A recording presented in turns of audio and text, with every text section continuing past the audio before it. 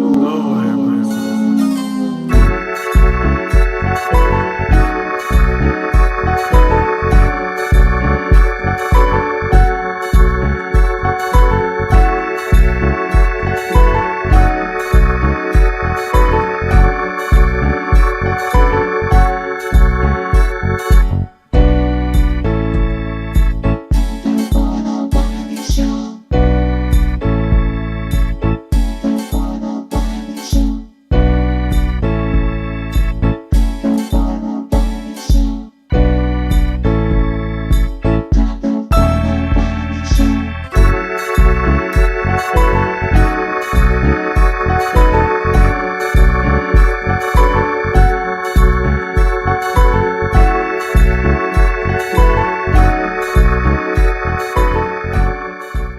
What's up, you guys? I am on the air with a legend from Chicago. And I'm honored to have you on because I had your back when people was calling you a crook, when your ex was spinning on that phone and stalking you, addressing you all on this platform. I said, no, Darius is innocent because he's just innocent. It's a lot I don't want to dive into, but welcome, Darius, to the Wiley Show. Appreciate you for having me. Can you hear me okay? I can hear you fine. I can hear you fine. All right, And, cool. and so it all first started with me that I did more digging because the lady that was stalking you, she did a Roland Martin interview, Yeah. and Roland was like begging you to come on the show and all of that, and you declined. Yeah. So I want to actually just start out with that. Why you declined to go on Roland? Because Roland have been a journalist for over 30 years. So why you said no to him for an exclusive interview? Because he's messy. Okay. Yeah. I feel like with Roland Martin, he already had his point of view already set. You know what I'm saying? Come on, Light. He already had his point of view set. I feel like Roland was doing it for clicks, likes, and views. If I could be, honest, he's a social media influencer like the rest of us, right? So, game recognized game. And I peeped it early on. Like I looked at what he had going on. I figured he didn't really want, true accurate reporting. Plus, he's going off of like the popular buzz, right? It wasn't a situation where he was like, "Oh, I know who this guy is," even though we met before, even though we both worked on the Tom Joyner cruise before. Wow. It wasn't even an approach in that way. It was more so just for likes and clicks and views. So I was like, yeah, I'm good with that. I was looking at this, the lady that was accusing you and try to got a restraining order and all of that. It was something that she did was weird that I knew she was a piece of shit. What's that? She was at across where you was at, like stalking you.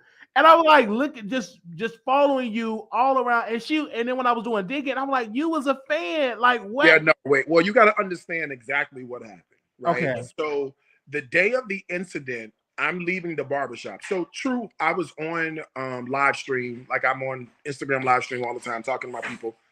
I said, I'll call y'all back. I'm finna go in the barbershop. So I go in the barbershop. I come out of the barbershop. She is in all black, in the bushes, behind by a chain link fence in all black. And she has a shirt, the Forever Problem shirt. She put on my windshield, and she has her phone up and she's recording me, right? So, yeah, okay, cool. That's a whole problem in and of itself. But then you got to keep going. Like, you got to fast forward. So I called the police. I don't know who is saying that she called the police because she didn't. I called the police, and I had the police come, scoop out the scene. I wanted to get a police report documented because who knows what's getting ready to happen moving forward. And I'm glad I did that. So the next day, after the incident, she goes to the police station, right? And I have my computer in front of me just because we just did a shoot and I'm getting footage, but I can play. I have the body cam video, okay, from the officers. So she goes to the police station in Sandy Springs, and at 1 minute and 10 seconds into the video, she tells the officer that she just happens to be in the area, right? Wow. She was in her husband's car at the Mercedes-Benz dealership. That's her quote, okay? 2 minutes and 46 seconds into the video, she just said she was in her husband's car. 2 minutes down the line, she then says, He blocked me in. He figured out which car I was in. It was this one, referring to the blue Bentley, right? So which one was it? Which car? Now, I'm from Chicago, West Side. You feel me? I've seen a lot of stuff in my life. Yeah. I've never seen one person drive two cars at the same time. Absolutely not. That's impossible. So you tell me, which car were you in? Because you just told the officer you were in your husband's car, and you told Roland Martin you were in your husband's car at the Mercedes-Benz dealership. The day of the incident, and I have that body cam footage as well, you were not in your husband's car. You were in your blue Bentley, because that's the car I blocked in. So it's like, when you say she did foul things, the story don't even line up. You know what I'm saying? So it's like, even if you try to follow the bouncing ball, it's like, where do we even start and where do we end? And when you start off with misrepresenting the truth in such a gross manner, why am I listening to anything else you have to say? I hear you. Yeah. And on yesterday, you posted that she tried to get you to pay her attorney fees, but the court disagreed. Why do you think that is? So, okay, so here's what happened. So the restraining order was my deal, right? People keep saying, oh, she's taking you to court. She's taking you to court. The plaintiff name comes first in legal documentation. Everything you see says Williams versus Ford, right? I am the plaintiff, or in this case, the petitioner. She is the defendant, or in this case, the respondent. So we got to just make sure we clear it up. This is not her case against me. It's my case completely against her. And so we took her to court for a temporary restraining order based on the OCGA code 16-5-90, which goes as follows.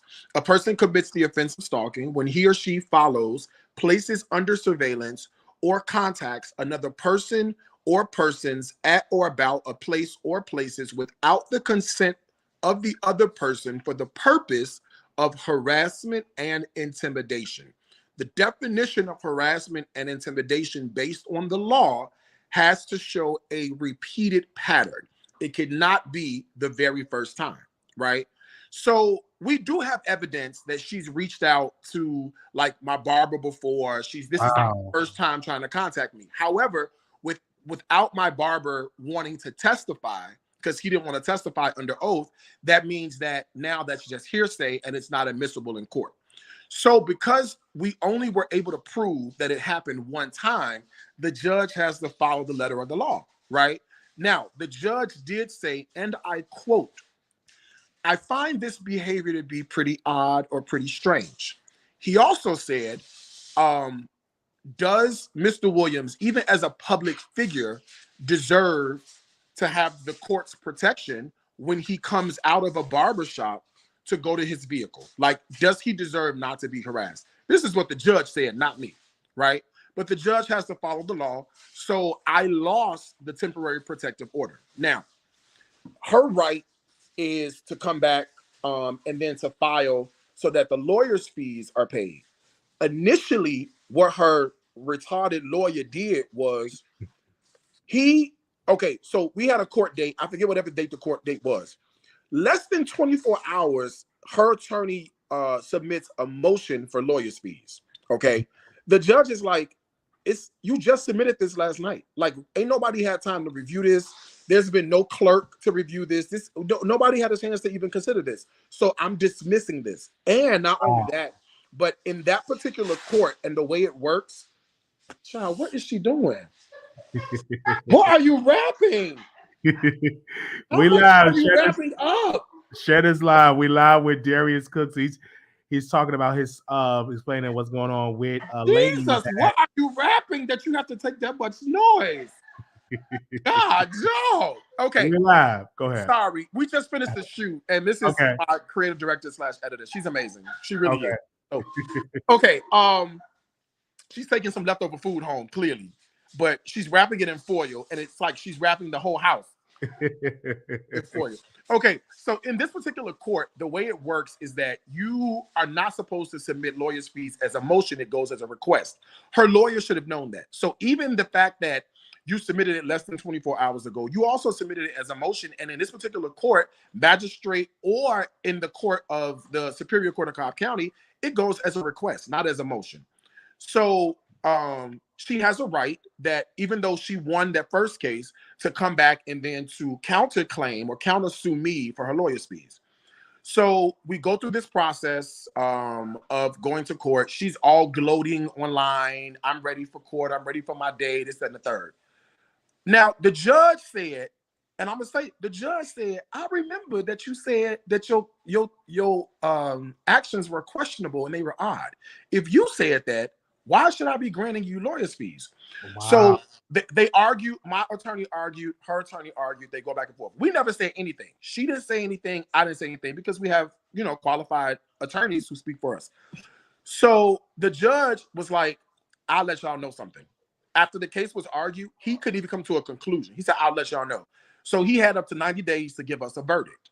Apparently, the verdict was issued the other day, and it was, went through the clerk and all that, I think yesterday or the day before, and that's when we got the information. So on the bottom, let me just pull it up because I could read you exactly what it says. That way, nobody is taking what I'm saying out of context. So in the bottom of the last page, it says, and I quote, notwithstanding the court's ultimate decision to deny the request for a protective order, the court disagrees with the respondent's, her, characterization of the claims underlying the petition.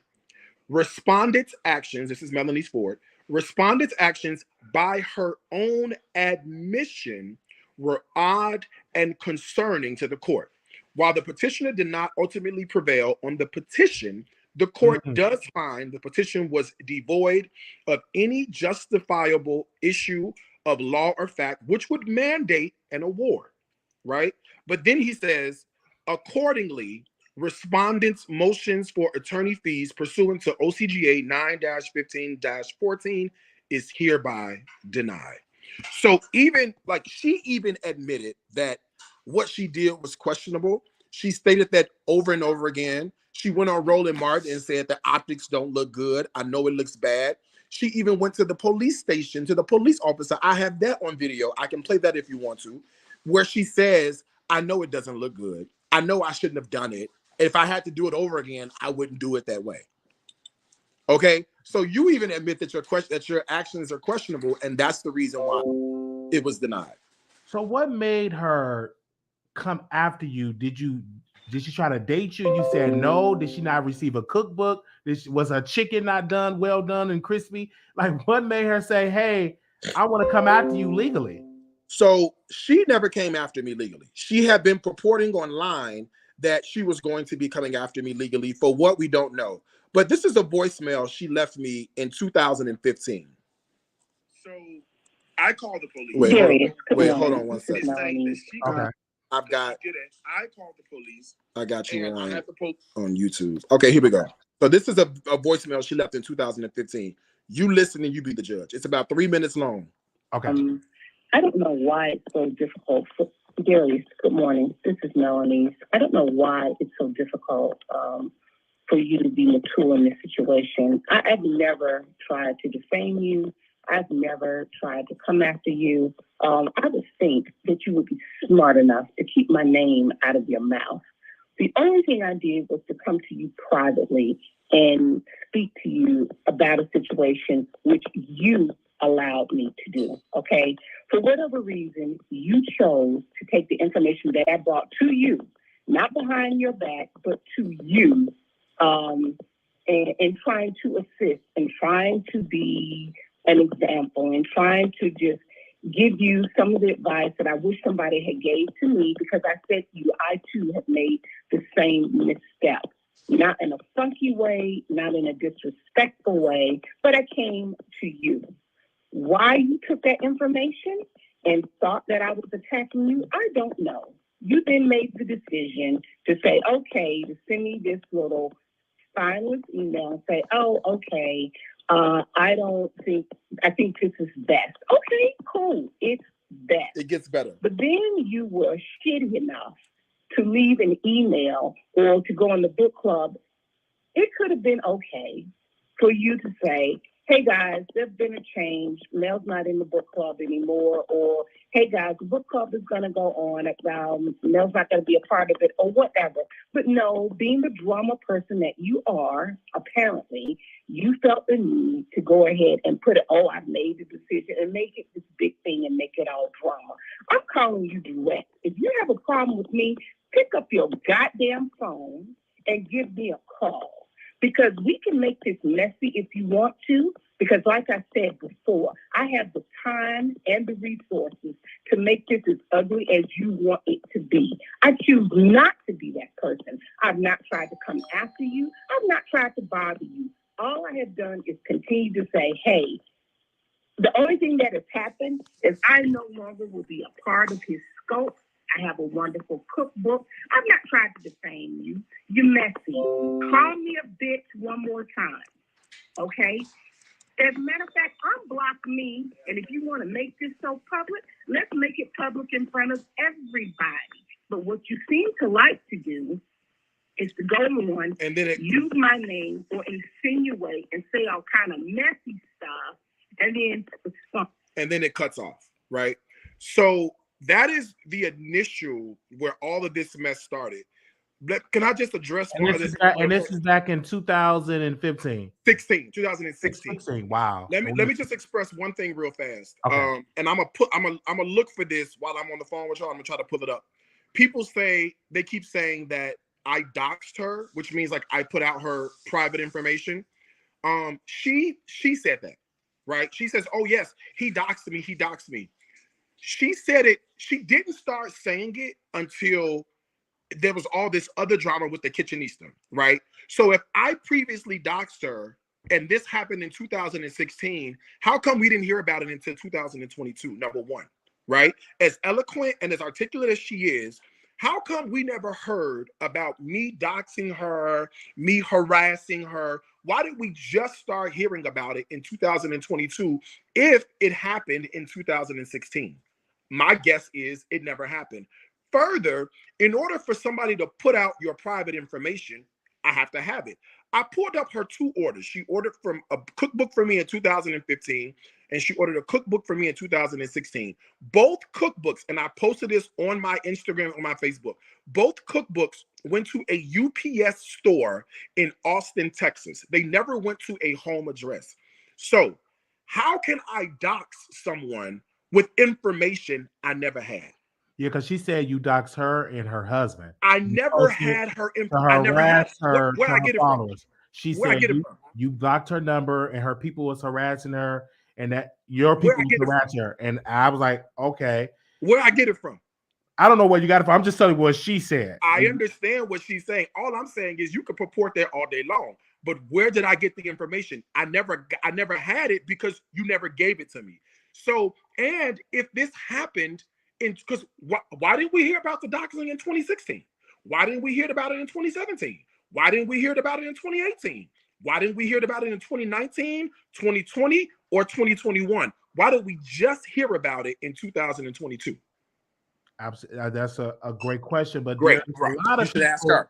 And a lot of people would say when I Google your name, and some of my people that follow me, they say you a scammer, or they say you dox. And when I watched the news clip, I've seen you was featured on Atlanta News, Fox News, like a couple of times. Yeah. And you deny each request. Mm-hmm. And they put out that you pretty much scamming your followers, that you are not, that you're breaking the rules of Airbnb. What is your response to those allegations? Because not only they did one coverage, or I think they did about two, if I'm not mistaken. Mm-hmm, they did. So if I am scamming, here's what I say. Let me scam in peace, right? Because you could claim that I'm scamming all day long. Where are the indictments? Nobody with a platform as big as mine that makes as much money as I do. And if I were to give you an estimation, I'm literally in my online store right now. Between January 1st and December 14th, my online store, how do you cut this shit around, this camera around? Can I flip the camera around? Camera. I think it's going to be kind of difficult with your cell phone. With StreamYard. Oh, yeah, I'm on my cell phone. You on your cell phone. This says 2.7. I don't even know if you can see it. Oh But yeah, it's that's 2 point. I think it say 2.7 million. That's a million. yes, million. Oh, you got bank. Okay. So this is what I've generated in my online store, Okay. including a bunch of $100,000 days and $1 million day when I release tickets for Dining with Darius Cooks. With as big of a footprint that my business has, all these transactions came through Visa, MasterCard, American Express, and Discover.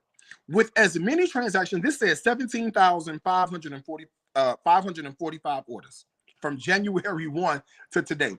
If I was really scamming, do you think that I would still have relationship with the number one e-commerce platform in the world, Shopify?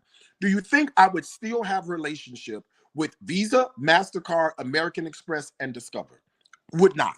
And furthermore, if I really was scamming, then please tell me why my customers between between December 1st and today have spent $290,000 in my online store. And please tell me why between November 1st and November 30th, $559,934.39 spent in my online store. If I really was scamming, please tell me why all those people are reposting the orders they received, their skillets, their pots, their knives. Why is that happening if I really am scamming? Because they said it was a lady on TikTok. Mhm. He said you got blocked from Airbnb and you used her account and y'all trashed the place and she got all these fees and it messed up her relationship with Airbnb. And how do you respond to that? Because they say you are blocked from Airbnb and that you use other people's account and you messed up their name with Airbnb. So what is your current status with Airbnb? Are you blocked? Did you scam Airbnb? Like, what's the update on that? I have a valid Airbnb account. I have a valid VRBO account. No issues, no problems. You're talking about Nadia Hollis, who used to work for me. Okay. She used to be my assistant and she used to book she used to book my travel and she used to book all of the homes for me with my credit card. She's saying that now she told y'all this. She said that I charged whatever I did cost her $10,000. This is what she said. $10,000. Now, this is a normal, everyday employee. She's not an entrepreneur. She does not make a voluminous amount of money. So $10,000 to anybody of her stature would be completely substantial, right? How come the last time Nadia worked for me was 2016? Why we never heard about $10,000 in 2016? Why didn't we hear about $10,000 in 2017? Why didn't we hear about it in 2018? If I really owed you $10,000, how come we just not heard about it when my name was in the hot seat on Fox 5? How come we didn't hear about it the last 6 years prior? And did she ever sue you for that Never. $10,000? Never. Did she tell you she sued? Never. No, I'm actually, did she ever file a claim? Never. For $10,000? Never. I remember you were on Dr. Larry Reed and you're still in a lot of controversy and you said something. You said, where's the order number? Because a lot of people say he scammed. I didn't receive my order. Everybody that's like the big thing when you Google your name or you post it on Twitter. They say they have not received their cookbook, their product. How do you respond to that? What's the update on? Do you send people? What is the shipping process? Do you send it directly? Like, how is that going? Because a big thing is I haven't received my order. He took my money, and then every time I say, "Where's my order?" he blocked me. Is that true? That is so not true. I have been here's my saving grace, and I say this all the time. I have two things that have honestly saved me from any of this crap that's going on. The first thing is when the Kitchenisa first started with all of this mess, my orders were at 140,000. So my order numbers were 140,000 and up. 140,000 orders. People are going, wait a minute. I know you said he a scammer, but I got my order. I know you say that, this, that, and the third, but listen, everything I paid for, I got. The other saving grace for me is the fact that I've been on live stream. I was the first early adopter on Periscope. The reason I have my community so strong on Instagram is because they came over from Periscope before Periscope went away. So I was live streaming before live streaming was even a thing. And I would live stream from the living room, printing labels, packing books. I would live stream from the garage. When the post office would come and send 3, 4, 5, 6 2-ton trucks to my garage to pick up, they would see that. I live streamed from the warehouse when I was packing in the warehouse. I don't live stream from the warehouse now because I'm on tour and I have a staff that handles all of the packages that go out. My question, my rebuttal, here's my reply, would be for a person who claims they never received their order, what is the order number? Let's start with that. And that's where we get crickets. Just today, earlier, 2 people in my comment section on Facebook said, I never got my cookbook. I said, what's your order number? The lady said, I never got one. You never got an order number? Yeah, because everybody, everybody gets an order confirmation email. She says, I never got an email. I said, what's your first and last name? Crickets. We heard nothing, right? The other person said, I never got my order. Everybody is asking, where's your order number? To this day, we still don't have an order number, right? So what I'm saying to you is, and I would check, I would do live customer service live right now. Pull up the 6-digit order number. If somebody's in your comments right now, give me the order number right now. I'm live in my online store. I will look up the order and tell you exactly what the order is. The people who are purporting this, that they never got their order, and the people who are saying, I placed the order, never placed an order. They don't have an order number because don't one exist. Do you really think that I would be this vocal, what scammer is on live stream 12 hours a day? I'm live. You were on my live earlier. Absolutely. And when I was offending you, if this is true, yeah, you're a black man. Yeah. You can get indicted for it's a lot, because I was watching your ex and you all, you claim that he is your ex. He's a YouTuber, and I got to know him for just doing 60,000 videos about you. Oh, he's a scammer. He's this. He's such a liar. He's scamming people. He's breaking the law. He broke so many laws. I'm like, but where is the indictment? Where's the pressure with the authorities? But what made your ex come at you? Where did y'all went wrong? Because he go on his channel, he made a lot of videos about you saying that you are a liar. Let me ask. That's a good question. That's a great question. Let me ask you this. The last time Lavelle and I would have been cordial would have probably been 2006, 2007. Okay? We finna go into 2023. Absolutely. Then there's a lot of years that have passed. Absolutely.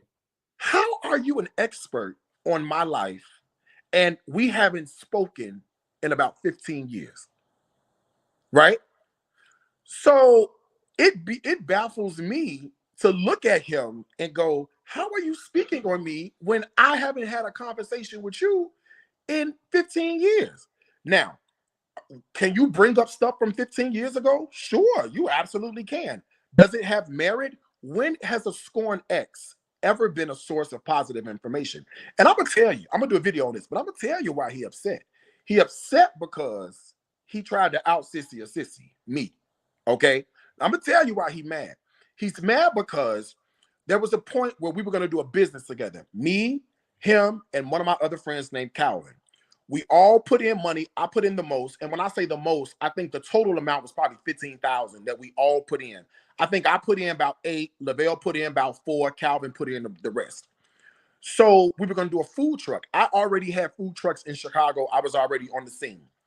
They wanted to partner to do this idea called the lunch machine. I don't need a partner. But my best friend Calvin at the time was like, come on, put me on. Come on, help me. So as a friend, I'm like, okay, cool. We can all do it together. Immediately they wanted to do like weird stuff. They wanted to like get a voicemail system and business cards, and just that wasn't what the food truck scene was about. The number one food truck that was out in Chicago was Ferdy Cupcakes, and all they had was a Twitter and an iPhone. That's it. So I'm like, we don't need all that. So we started bumping heads, and I said, okay, I'll tell y'all what. Y'all take the truck, y'all can have it. The truck was legally registered to me to begin with because I'm the one that bought it. But I said, y'all take the truck, y'all go. I'm a bow out. I'll lose my money. Y'all can even use my bakery if you want to, because you have to have a licensed commissary. So I bowed out. They took the truck. They go do their thing. They fail miserably. I look up like 2 months later, the food truck is in Lavelle's backyard, right? And I'm like, the truck could be on the street making money. So I called Lavelle like, yo, what's going on? And he was like, oh, the truck in my backyard. We this, that, and the third. So I said, I tell you what. Give me the truck back. Sell me the truck back. I'll give you what you put in plus $1,000. Lavelle was out of his money completely. So he was like, yeah, I'm down. Let's do it. So he said, let me call Calvin. Calvin said, yeah, I could do that, but I want 50% of the profits indefinitely. This is the deal that they were making with me. I said, okay, cool. Not a big deal, because he said profit. So I said, they drew up a contract. I go, Calvin and Lavelle were trying to open up a restaurant. By the way, I named the truck the lunch machine, right? Mm-hmm. And Twitter handle was Eat Better Lunch. They were opening up a restaurant cafe called Eat Better Cafe. Where did they get the name from? Me. But that's neither here nor there, right? I'm not going to trip because I could always come up with something different. So I go over there on the south side of Chicago in South Shore neighborhood, and I sign the contract. I look at it. It's like 10 pages long. I looked at it. I signed it in like 30 seconds. Calvin goes, you signed this real fast. What's wrong with this? I said, nothing. It's your contract. You the one gave it to me. Lavelle was standing right there. So we signed it. We go our separate ways. They scratching their head like, damn, that was easy. So we come back from a road trip. It's about to be a month past the time where they supposed to get paid now, right? Because Calvin's like, I want my 50%. Well, guess what? You said 50% of the profits. You didn't say 50% of the revenue. So there are no profits, right? Capital expense, labor, supplies, and I'm the CEO. So my salary. So guess what? There is no profit. Pissed off. Because I got them at their own game, right? So now Calvin's pissed at me. Lavelle is pissed at me. I leave Chicago. Lavelle even said on his Facebook that Darius should kill himself and start this life all over again because he's fucked this life completely up. This is what they're saying about me, right? February 2011 is when this happened. January into February. They want you to believe that they all perfect and they're innocent, right? But these are the things that you said on your social media. Calvin has blocked me. I wish Lavelle would have blocked me. No doubt I started coming up, right? I started focusing on my craft. I started doing my videos. I started perfecting everything I was doing, and I started blowing up. So you could not get on social media and not see a video shared with me in it. I know that was pissing Lavelle off. Every time he saw the video, teeming with anger. Now, if I wronged Lavelle, why we just started hearing about it this year? Why Lavelle ain't did no other videos about me until all this heat started, right? Again, it's people joining together to want to tear me down, and they all failed miserably. Have you ever said, let me get on the phone with him and try to, resolve this, or threaten him? He's an ex. He's an ex. He said you a thief. He said a lot of things about you, some defamatory statements, in my opinion. Are you going to sue him for defamation of character? Him calling me a thief, I can't. That's not sue worthy. Also, defamation of character, you have to be able to prove that what somebody said about you caused you harm or caused you to lose something. I ain't lost a dime in any of this. So I can't even go after nobody for defamation of character because the burden of proof would be on me to prove that you actually, whatever you did was defamatory enough that I'm now seeking the court's relief. I can't prove that, right? Because my revenue has consistently been good. I've consistently made 6 figures every single month, even at the height of all of this. So I can no longer go after you for defamation because I can't prove that what you said caused me to lose money. And I think that's what people don't realize. People who are like watching this, who don't have an ounce of logic or an ounce of legal sense, they will say, oh, just sue them for defamation. But you got to be able to prove that what somebody did caused you to lose money. And to be honest, Lavelle could say whatever he wants to say about me, because I talk about him too, with his wide hips, his uneven face, and that horrible hair that he got. I wears him out, left to right, up and down. It's not illegal to talk about somebody. That's your First Amendment rights. I can have an opinion about the way you look, about the way you act. I could express that opinion as my amendment rights. That's not illegal. And he bringing it up, and then they were talking about, one of the rumors when our did research about you. Oh, he closed the restaurant down. He can pay his staff. How do you respond to that? Why did you close your restaurants down? Did you scam your people and not pay them? Because that's like a thing that was circling on Twitter and on these on the streets. Great question. Number one, 110 employees between 3 restaurants. That's a lot of footprint. Absolutely. If I didn't pay someone who did work for me, don't you think those employees could have gone to either the state, the Department of Labor in Illinois, or the Georgia Department of Labor and filed a complaint? Please tell me why no employee filed a complaint that said they hadn't been paid. Not one person. Mm-hmm. That's number one. Number two, it's not illegal to close a restaurant. In fact, go with me for a second. The logical way to close a restaurant is not to announce that you're closing. And I'll tell you why. I had 3 very popular restaurants. On Sundays at Soul Crab, Atlanta and Chicago, it was a 3-hour wait to get in. It was a 4-hour wait to get into Greens and Gravy, right? So these restaurants, popular and super successful. If I would have said to the staff, I'm closing the restaurants in 2 weeks, how many people do you think on that staff would have stuck around and stayed with me for 2 weeks? Meanwhile, I would have had a line out the door with no staff. How am I going to manage that while I'm on tour doing Dining with Darius Cooks? How do I manage the closing process that would be happening in 2 weeks and be on tour at the same time? I'm overextended at this point, right? It's impossible for me to do this. So the way you do it is you just shut down. That's why you see restaurants that close, they just shut down. Now, I will tell you from my mouth the reason why I closed the restaurants. I remember the day I made the decision. It was the weekend Kobe Bryant had got killed in the helicopter crash. I was in Malibu, California, doing Dining with Darius Cooks. It was a Sunday, and I remember one of my friends, she's a follower, but she's also a friend, Frida Hobbs. She came to dinner, and we both have struggled with, mental illness in the past. So we're pretty open about antidepressants and the whole bit. I said, Frida, I can't do this no more. She said, what happened? I got a phone call from the bar manager in Soul Crab, Atlanta. It was 6:30. She called me, 6:30 Pacific time. She called me and she said, are you busy? And I said, I'm doing Dining with Darius Cooks. You know I'm busy. It starts in 30 minutes. What's up? She says, the fryer went down. I said, we got 3 of them. All 3 went down. She said, yeah. I said, did you call the kitchen manager? No, I just decided to call you. Okay, Devetta, I can't do anything on the other side of the country. You're going to have to call Sade. You got to call the kitchen manager and y'all got to figure it out. I can't do nothing about that. It was in that moment that I said, I am done, because I have been taken to such a point with this restaurant where every day employees are calling out. Every day employees are fighting. They're dealing drugs at the kitchen at Soul Crab Wow. in Atlanta. Yeah, that's what I'm saying.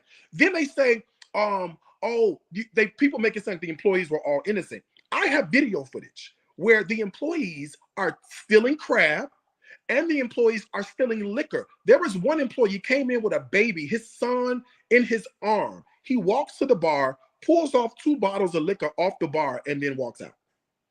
Wow. And you closed it down because it was spreading you thin. And it was something else I saw, that you had a credit repair company and you got in trouble. Above 701.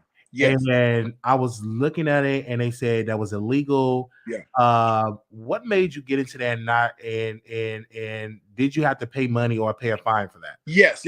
I'll tell you about that. So above 701, I'm super passionate about money. I don't know if it comes through on this interview or not, but I love. It comes through. Every time you go live, you gotta know you got okay, because I'm super passionate about money. I talk about money because we don't talk about it enough, right? Okay. So, and money and credit, and you have all these people who follow me. I have millions of followers that follow me, and I have a tight core group of people who they're looking at the accomplishments. They're looking at, me buying houses and buying cars and living life, not lavishly, but in a successful, moderate way. And so I said to myself, well, shit, if I fix my own credit to buy my own house, I can do that for other people. So I started Above 701 in 2017, 18-ish. I helped hundreds of people. Now you don't have one person coming back saying, I paid Darius and my credit score did not increase. Not one person. What you have is you have the Department of Law from Georgia, the Attorney General's office, saying, wait a minute, you're doing credit repair? Credit repair is illegal in Georgia. You can't be in the state doing credit repair, and you can't do credit repair for anybody who's domiciled in the state of Georgia. I had no idea. I did not know that. And people say, well, why didn't you consult an attorney before you started? I never thought to because I didn't think it would be a big deal, right? Plus, I had seen other people like Derek Harper from Point Boosters. I had seen Daniel Rosen from Credit Repair Cloud do the exact same work, right? So here I am making hundreds of thousands of dollars doing credit repair. I'm good. So the Attorney General sends me a letter. I send it to my attorney, and they do their that's what attorneys do. You pay your attorney to handle your business. Mm-hmm. My attorney comes back to me and he says, I have good news, I have bad news. Bad news is you're off the hook. Or good news is you're off the hook. Bad news is it's going to cost you $140,000. Wow. I wrote the $140,000 check and did not blink once about writing the check. Now, here's where all the drama starts. People cannot associate a Black social media influencer with $140,000 to spare writing a check. My community could because they've seen it. But you have people who are from the outside looking in going, oh, dang, 140. So they're looking at the scenario through their own lens. They're not looking at the scenario through my lens, right? Because I'm cool with writing 100. If this is going to get me out of trouble and I'm good, here go the check. I'm not even blinking twice about it. So you have people from the outside looking in going, oh, this is bad. Oh, X, oh, Y, oh, Z, oh, this. And that's where all the drama came from. The Attorney General's office was like, all right, cool. You wrote a check? Thanks. See you later. Bye. And that was resolved. And one thing that the most funny thing, people were sending me pictures of your dining with Darius, and they're saying, would you pay $200 for this? And they were showing me paper plates and all of that. How do you, they've never showed you a paper plate. what I'm saying is Never. The pictures that they were showing me, they were saying it's not worth $200 and some dollars, and they were saying it's on a paper plate. It didn't look like a paper plate to me. No, they're not. But they said, would you pay for all that? And my response would be yes, because number one, you are a celebrity. Number two, you're paying for the experience, having somebody that you look up to, having somebody that you support, and he's cooking your food. So yes, I would pay that. It's no different than me paying Chris Brown or Janet to go see Janet Jackson. So, but what is your response when people say it's not worth it paying that much money to dine with Darius? Then don't pay it. Okay. That's it, right? Maserati, BMW, Mercedes-Benz, they don't make cars for people with a Ford budget, right? So what happens is if you go to the dealership and say, oh, I can get this car cheaper at Ford, honey, let me drop you off at the Ford dealership. You see what I'm saying? Like, let me do that because this really ain't the energy and the product and the audience that you're supposed to be a part of to begin with, if that is your mindset, right? Because I got people that say, you only charge $289. You ought to charge $400 for this. This was amazing, right? So two things can be true. Two people can look at the same thing and come up with two completely different scenarios. And as a content creator and influencer who monetizes every piece of his brand into an amazing community and ecosystem, I should be offering a few things. A low value product, right? So like an entry level cookbook for $30, and I should have a premium event or a premium offer for the core people who want to be a part of my community, and that's what Dining with Darius Cooks is. This is no different from what other coaches, other mindset, money mindset influencers are all about. Ash Cash, the exact same thing. Allison Bird, the exact same thing. Shalene Johnson, the exact same thing. Lisa Nichols, the exact same thing. This is what they do. I'm doing the exact same thing, but I'm lambasted because I'm doing it. Okay, cool. And I hear that, and I was like, okay. Another thing that people say about you, Darius, that they come on social media they say that you use your platform to apply pressure to your critics to harass them. How do you respond to that? Because they say if I'm a critic of Darius, he goes live, he posts my name, and he just sent his followers out of it. Is that true? Do you do that? Where's the post I did that? I'm just asking you, it's true. That's just a rule. I'm just reading the comments that I see on Twitter. Where's the post? Where is the post where I did that? That's what I want to know. Where is the post? Let me just say this. I have a lot of people that follow me. We call people of a particular age either auntie or uncle, right? These are people who are 60, 70, 80 years old. They love me, right? They're like, Darius, I look at you like my nephew, like my son, like my grandson. I love you. These women who are in my life would immediately call me out if they felt like my actions were questionable and degrading, right? They would say, Darius, now you know you shouldn't be doing this. Now, you know, I follow you and I like what you do, son, but you shouldn't be. They would call me out on this. I've not been called out, right? Because I've never done that. What the people who hate me on Twitter have said, oh, he said this, oh, he said that. Where is the post? Why we don't see no screenshot? We see screenshots of everything else. Where is the screenshot or the soundbite where I have personally sent my people after anybody? Now, I will tell you what will happen. Now, this is what I'll tell you what happened. You come in our live streams, interrupting our family time with some bullshit, they gonna handle you. I ain't got to say a word. You see what I'm saying? So you come in being perpendicular or you come in being smart. One thing we do very well is, like I'm sure you do, is we see right through the BS. Absolutely. We see right through it. The moment you come in and your heart is not right, we are Bible believing a community of people who got discernment.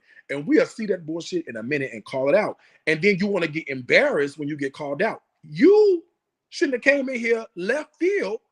Then you wouldn't have got cussed out. That be the problem. And you know, sometimes, you know, you could be nice to everybody. And then sometimes people will try you. And you be like, listen, I don't know who you thought I was. I'm not the 1, 2, or the 3.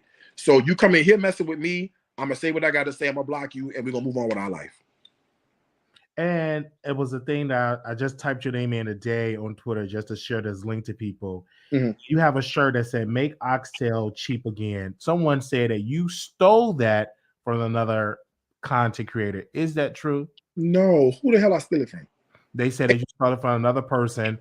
And when this make oxtail, I had it out first. Okay. My shirt, this make oxtails cheap again shirt has been out at least 4 years. Okay. At least. See, the thing is, I'm just gonna go and tell you, right? I'm just gonna go and tell you. I start stuff, I do stuff, and then people come behind. Nobody was doing peach cobbler pound cake with the cream cheese till they seen mine. Nobody was doing the crab stuffed salmon till they seen mine. Yes, it might be other people. Nobody. Now you're starting to see lemon pepper honey fried chicken float around, right? But it's already got 24 million views on Facebook, and it belongs to me. So a lot of stuff people are seeing, they're making claims because they've not seen it before in the past. Like this lady today on my Facebook that said, you talked about you fired one of your chefs. Where's the live explaining what happened? We never seen that. I said, ma'am, I did 3 lives about this. Mm-hmm. You just never saw the 3 lives. So you're forming an opinion based on not even having all the information. That's what be happening. You have people who get 2% of the information but got a 100% opinion about something. You got to go get the other 98% pudding, add that to what you think you know the 2%, and then come see me again.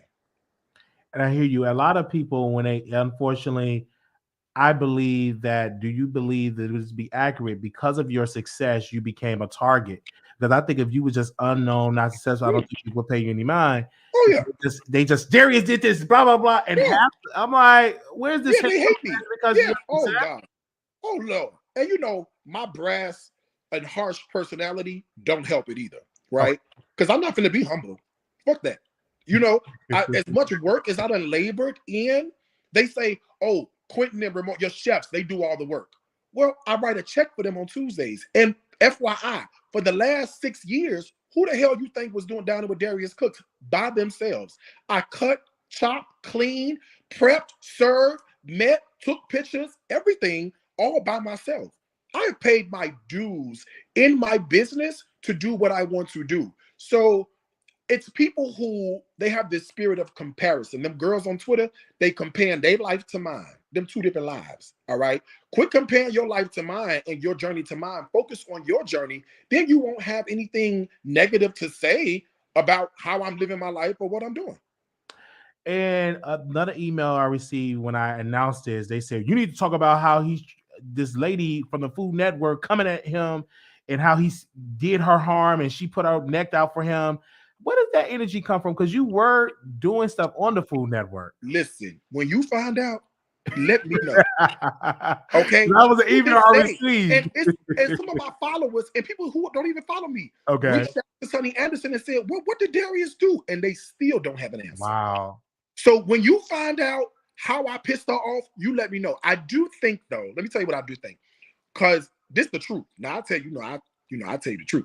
What happened was she invited me to come on her show on the Food Network. It was supposed to be one episode. That was it. At the time, the producer, Mark Disson, who also produced for Paula Dean and somebody else, I forget. But you can look him up. Mark Disson. Mark said, you got something. He said, when are you leaving? I said, oh, my flight's tomorrow. He said, well, we taping another show. Do you mind sticking around? Mark Disson made the call to add me to a second show, not Sonny Anderson. Well, we did the second show. The show came out. Ratings must have been all right because Mark Disson called me back again and said, would you mind coming back on the show? We got another two episodes you want to take with you in mind. I said, cool. Wow. So they flew me back out. I remember I went to Sonny Anderson's dressing room. It was an episode I was wearing a red polo shirt. We were doing chicken tacos and peanut butter and jelly bars on the show. It was like a back to school special. And I didn't know what was happening. And remember, I wasn't Darius Cooks yet. I'm just Darius Williams. You see what I'm saying? Mm-hmm. So not super confident, not super articulate. I had my old teeth in. I had my old body in. You know what I'm saying? I done lost. I done came on down. I look good now. You look, yes, you do, sir. Yeah, but I was just regular Darius back then. So, if this happens now, yes, you can put the camera on me right now. I'm a shine. I was not as confident back then. So I went to her dressing room. I asked her, I was like, what are we doing? What's next? She was like, oh, you will find out. You got it. You're good. She basically wouldn't tell me nothing. Right. So I took that as like, dang. And I was so naive. I didn't even see that as her being in a space where she didn't want to tell me nothing. I didn't even see it as that. I just felt like, well, shit, I guess there's a problem there, So that's what happened years ago. I reached out to her a couple of times because I'm like, yo, we had a cheesesteak trip, me and her. We went to Philadelphia. We went to 3 different places. We laughed, we cried, everything was great. And so when I went, after I came back home, I called her. She didn't take my call. I emailed her. She didn't respond. I texted her. She didn't respond. So for years, I'm fucked up in the head because I'm like, dang, what did I ever do to her? Well, and to this day, I still don't know. I have an inkling, but I don't know. So there was a guy on Food Network. His name was Judson Allen. He's from Chicago. He passed away, but he was on Next Food Network Star. Judson and I knew each other from Chicago and the food world. She didn't know this. So she became chummy with Judson, and she was telling Judson to watch out for me in the Twitter DMs. Watch out for me. I'm a clout chaser, this, that, and the third. That's what she told Judson. The only way I found this out is because Judson has somebody working for him that I'm cool with. This guy named Janito Harris. He told me I could tell his story. He told me I could tell it on his when I was on Instagram. Because I wasn't going to say his name unless he told me to say it, but he told me I could say it. Janito is the person who said, they in the inbox talking about you. I said, well, talking about me for what? And at this point, it had been 4 or 5 years since I even talked to Sonny Anderson. But Sonny knew that Judson and I knew each other. So she's trying to warn Judson, not knowing that me and Judson been cool for years. So I think that she believed I was trying to be a clout chaser. I don't know for sure because she never said anything. She never told me anything. She never said nothing. So I really don't know what the issue is. But at the height of all of this, people were going to Sonny asking her, like a pastor friend of mine wrote, he sent me the DM, the screenshot. He wrote to her and said, what did Darius ever do? Her reply was like, oh, you're a pastor? Do your fingers burn when you read the Bible? That was her reply. Oh my God. That was her reply to Pastor Sammy down. Wow. Okay. So we're looking around like, damn, girl, what is wrong with you? So to this day, I still don't know. Wow. You know, I'm glad you came on because I had your back. Me and your ex had got into it and all of that. And I said, anytime exes would never be credible because you're already biased. Right. Already. Exactly. But thank you so very much for coming on. I know you're busy. I am a fan. I appreciate it. I love the fact that you came on the show, and I'm glad that you're still winning. You know, you're still winning. Let me tell you something. I will always win. Even if I lose, I will always win. The people who are watching this, and I know you got people watching this who can't stand me, you need to understand one thing. All I'm doing is being obedient. I'm being a vessel. My whole life has been a nothing but me listening to what it is God would have me to do. If that's a problem for you and the way my success is set up, you take it up with him. At the rate I'm going, I will never fail. Failure is not in my vocabulary. Absolutely. Failure is not an option. All those dozens of people tried to take me out of here. Where they at? All gone by the wayside. One after the other. All I did was stand and keep working. You know, Deion Sanders said, don't let my insecurities expose your, don't let my insecurities, me being confident, expose your insecurity. And I think that you being confident is really exposing people that, that haterism, because you are secure in what you believe and how all I can do is live my life. That's all I'm doing. And I'm living it loud and unapologetically. And I want all of the success that shall be mine. I've worked for it. I've toiled for it. There is sweat, there is blood, there are tears. So when I come on the up and up and I am successful about it, and you know what else they can't take is my transparency. Because see, I talk about my own shit, but you talk about it. You see what I'm saying? And they go, oh my gosh, he said that. Yes, because I am also very much human as well. And I should be able to say what I want to say, be who I want to be, and not be lambasted for the level of success in which I live my life. If that bothers you, listen, baby, the unfollow button is free. Exercise it. Because the way I look at it, nobody put a gun to your head and said, follow me. But you, being the nosy ass you are, looking for some drama, got to follow me, and now you're going to be upset because I'm living my life out loud and in color. Problem with you, then just stay upset. Are you still on tour for Darius? Dining with Darius? So we just finished up in Austin. We leave tomorrow to go to LA. I do a taste test in LA. We off for 2 weeks, and then we kick back up in January. And then you go on to we kick back. Is you still selling tickets, or is it? Yes. Oh, and for the record, the people said in January on Twitter, oh, how you gonna do all those dates? He gonna cancel on those people and not give them their money back? Which one I cancel? Huh? Which one was I not there? 172 Dining with Darius Cooks events this year alone. I was at every one of them.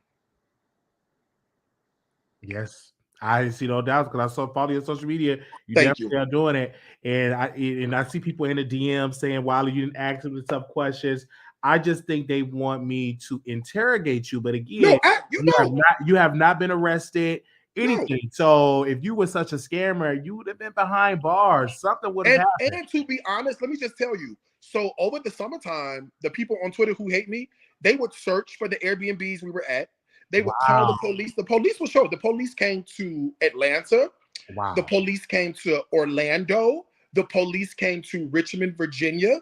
Wow. And I'm sure they came someplace else. The police showed up. The actual police. What if I'm doing something so wrong and I'm breaking the law?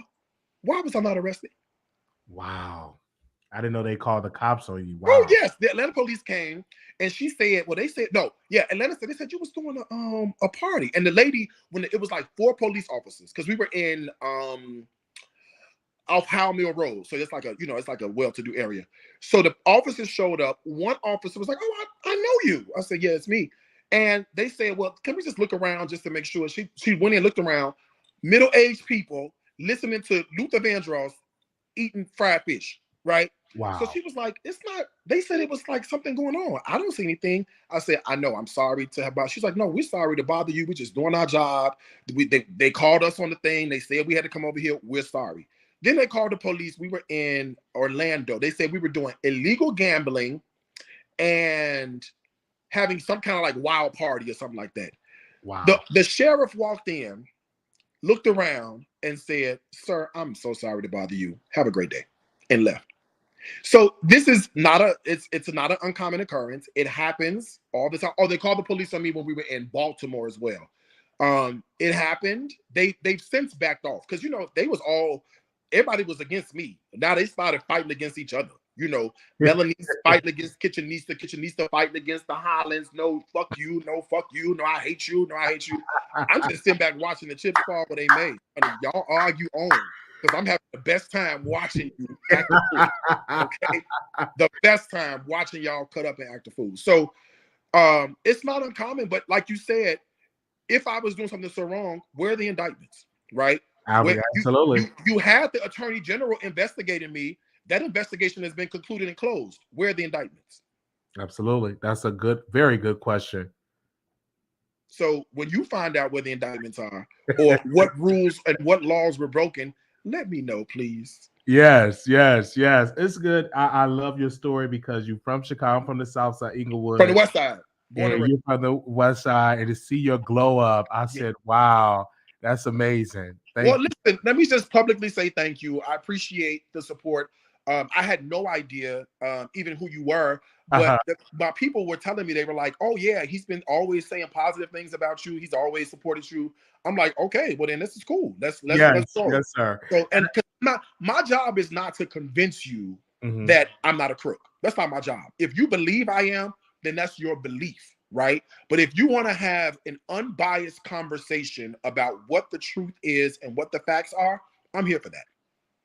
Absolutely. Yeah. And yes, thank you. Where can people get in contact with you so they can follow you if they don't know? They already know what they know where to find. They've been looking up. They know exactly where to find me. I'm on Instagram 5 times a day, every night till the edibles kick in. I go live on TikTok, YouTube, and Facebook. They know where to find me. Trust me. All right. Thank you, Darius, for coming on. All right. You're absolutely welcome. Have a great day, my dude. Bye. Wow. Thank you so very much. We had Darius on our show.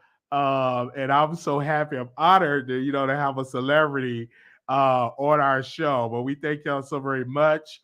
We're gonna open up. I'm gonna drop the link if anybody want to say something for at least for about 10 more minutes. We're just gonna do the link only. So if you got something to say, we would definitely we only doing the link. We're not doing the call-in number, we're doing the link.